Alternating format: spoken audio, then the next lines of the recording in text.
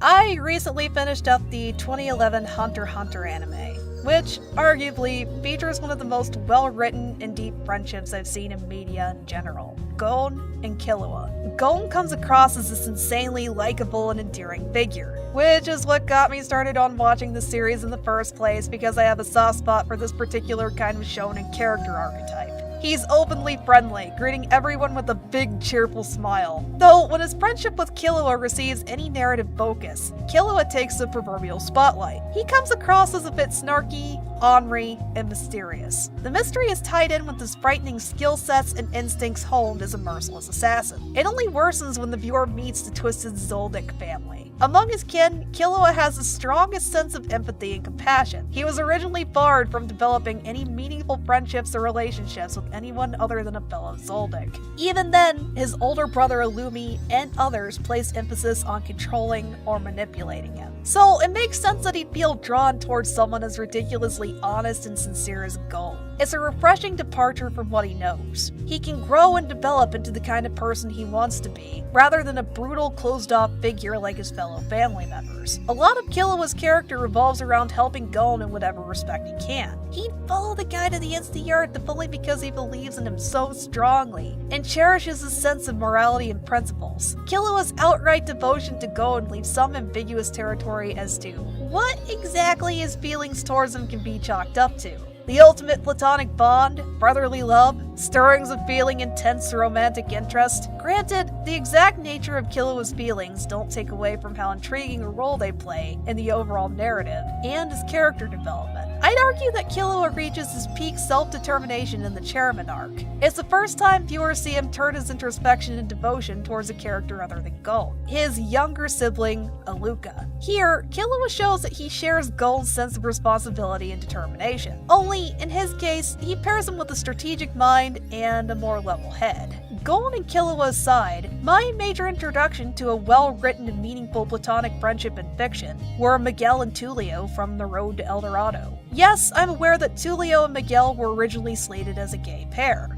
That doesn't subtract from how meaningful their dynamic is overall, though. These guys have such a strong connection. It's like they're telepathic. Look at the initial scene where they dupe the local law enforcement. Both know when to segue into their hammy duel from a flick of the wrist or a particular facial expression. Tie in their ridiculous banter when they play fight and tease the other. Miguel would choose Tulio as his go-to partner for traveling the world or starting a business venture. No questions asked. They have incredible chemistry and bounce organically off of each other. They have complementary personalities. Tulio's down-to-earth, logical approach towards life grounds Miguel's boundless optimism and impulsiveness. In a similar vein, Miguel's energy keeps up morale and augments Tulio's determination. There's a mutual trust and understanding between the two, enough to overcome even the greatest conflicting goals and morals. Of course, these two live in a fictitious world where writers can give them a satisfying ending where they resolve their differences and move on to further zany adventures. I've always wanted a relationship as meaningful as that between Miguel and Tulio, or even Gon and Killua.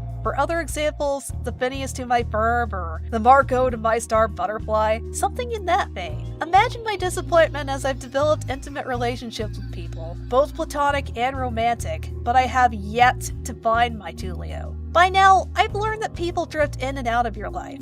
Some are decent and dependable, some can come damn close to being a figure like what Tulio is to Miguel, but even then, things happen. Circumstances change. People change. This happens with close platonic friendships as much as romantic ones. Maybe that's why I chose two pairs that could easily be argued as platonic or romantic. Both arguments hold valid weight for both cases. In fiction, both platonic friendships and romances can be idealized. Though, given a grain of salt, these dynamics present examples for what a deeper relationship could be like. Personal interests, morals, and otherwise line up. Both people stand on even, equal ground. Being with this person inspires the other to work on personal growth or just enhances their quality of life overall. This person is worth making compromises for, understanding, and talking things out with. They're worth time, energy, and effort. And to take this one step further, the best fiction doesn't usually dive straight for the low-hanging fruit and resolve difficult spasser issues with "fuck yeah, power of friendship" or "the power of love" tripe.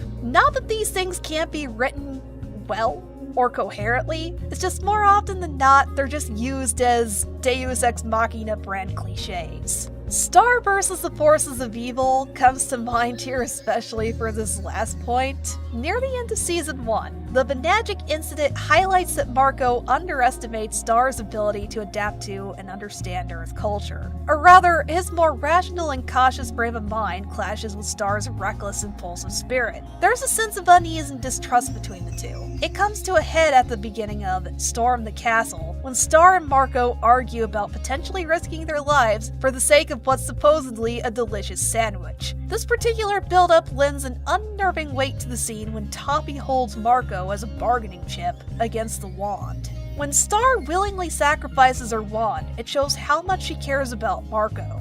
This scene more or less cements the strength of their bond. It's further capitalized on when Marco embraces Star near the end, showing his support in helping her grieve the loss of her wand. Speed up to Season 2 and Marco has dropped the chastising or snipping remarks towards Star's behavior. He approaches and receives Star's impulsive behavior with a gentler, more empathetic manner. A few standout scenes are his pep talk with her about taking control of her future if Mr. Candle cares, or wanting to show her an impressive sight on Earth and camping trip. Romance or no, the bond between these two has been one of the driving hooks for my continued viewership for this cartoon. In short, I found some catharsis in watching and connecting with meaningful character relationships in cartoons and anime.